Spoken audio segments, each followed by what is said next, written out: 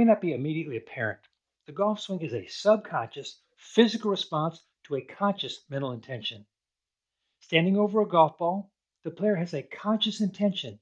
It may be to hit down on the ball, get under the ball, swing slowly, hit the ball up on the green, etc. Based on that intention, the brain subconsciously sends a flood of instructions for muscles to physically respond in accord with that intention. Highly simplified, we have a two-step process that happens in every golfer for every shot. First, a conscious mental intention. Then second, a subconscious physical response, the swing. If there's a problem with the first step, there'll be a problem with the second. Becoming aware of three common first step problems will save strokes for every golfer. The first of these is a mental intention keyed on the word don't. It's not uncommon, after leaving a putt short, that a player will ridicule themselves, saying, I told myself, don't leave it short. To fully understand the actual effect of the word don't think of a black dog. No sooner did you hear those words than a picture of such an animal came to mind. Sports psychologists will confirm to you that the most explicit instruction an athlete can give to themselves to perform an action is to visualize it. Our brain responds to that picture, instructing the body to move accordingly. The self-talk don't leave it short creates a mental picture of the ball being short of the target. The brain response directs the body to conform to the visualization. The second first step problem occurs when the player decides to try. As we've recognized, the golf swing is a subconscious physical response to a conscious mental intention. That physical response is created by thousands of neurons spewing forth a flood of electrical impulses that choreograph the sequence of hundreds of big and small muscles.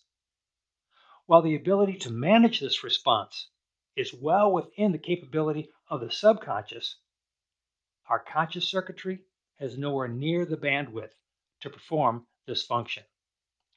Too often, when the pressure is on and our inclination is to try to make the shot by consciously controlling the club, when we do this, we bypass the experience stored in our subconscious from the thousands of shots that we have made in the past. Seldom does this work out well. Here's the third first step problem. On innumerable occasions, every golfer has heard the phrase, trust your swing. What exactly does that mean? My guess is that less than 1 out of 10 people offering that advice can explain what it means and how to do it. It's great advice. Let's experience how it works. Pause this video, get a pen and paper, and with your eyes closed, draw a square and then a circle. Now pause the video. What you will have experienced was that while you were drawing, you had little or no awareness of the muscular activity to move the pen. All of your attention was on your intention, and that intention was in the form of a mental image of the completed square and then of the completed circle. You held that mental image knowing so that the result would be successful use of the pencil. When you opened your eyes, you weren't surprised to see the square and the circle. Here's what happened. You trusted your drawing. You trusted that your mental intention would produce the desired physical result, and it did.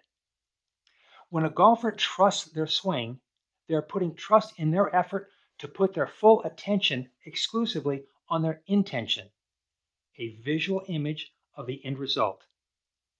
As was your experience in drawing, you had little or no awareness of the muscular activity of your body, the action of the club, or the strike of the ball. We were conscious of our intention and allowed the subconscious to direct a matching response. In summary, Your every swing occurs in two phases: a conscious mental intention, followed by a subconscious physical response. To understand the significance of this, considering misspelling the word. Is that a physical problem with your muscles or a mental problem with your mental picture of the word? A problematic swing is seldom a physical error, but instead almost always a mental error. Being human, there are three mental errors encountered by every golfer. Recurring errors like slicing is the result of having the wrong intention of how to set up and swing the club. Until that mental intention is corrected, the recurring problem continues. The second results from fear over a given shot and our response to focus on what we don't want to happen, telling ourselves, don't hit the ball over there. The third is when we abandon trust and fall into try. Now we transfer management of our swing from the broad capacity of our subconscious to the very limited and slow processing of our conscious mind to hyper control the outcome. Golf is a subconscious physical response to your conscious mental intention. Identify the visualization that works for you and be on guard when you hear yourself use the word don't or feeling compelled to try instead of trust. I'm Ed LeBeau with Heartland Golf Schools.